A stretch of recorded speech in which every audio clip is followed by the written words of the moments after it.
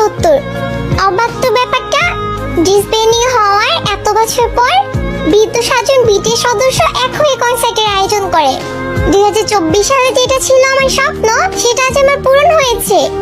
আমিও সেই কনসার্টে কোটি কোটি আর্মি ছিলাম আমরা। এখন মাত্র কিছু সংখ্যক আর্মি, সবার বয়সে 40 থেকে 50 প্লাস হবে। কিছুক্ষণ পর সাতরাজা আসে, তাদের সাথে কিছু ছেলেও আসে। তারা দেখতে হুবহু আমাদের সাতরাজার মতো। তখন ইয়ুঙ্গি বলে উঠে, আর্মিরা, আমরা ছোট বাংতান নিয়ে এসেছি। আর বলেছিলাম না বৃদ্ধ বয়সেও কোমরে হাত দিয়ে একলাপ গানটি গাইবো? এই যে দেখো আমি এসেছি। জিন বলে, বুড়ো হয়ে গেছি, তারপরও I am alright handsome you know. সব আর্মিরা হাসির সাথে কান্নায় ভেঙে পড়ে।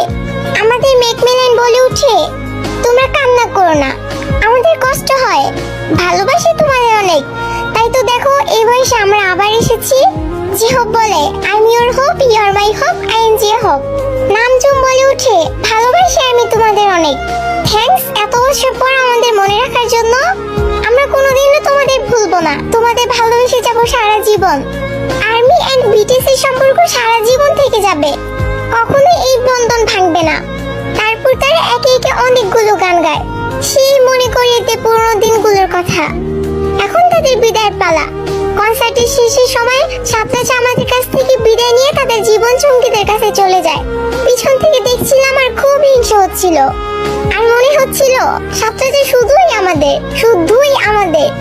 এত বছর পর সব বদলে গেছে, তারা বদলে গেছে, আর্মিরা বদলে গেছে।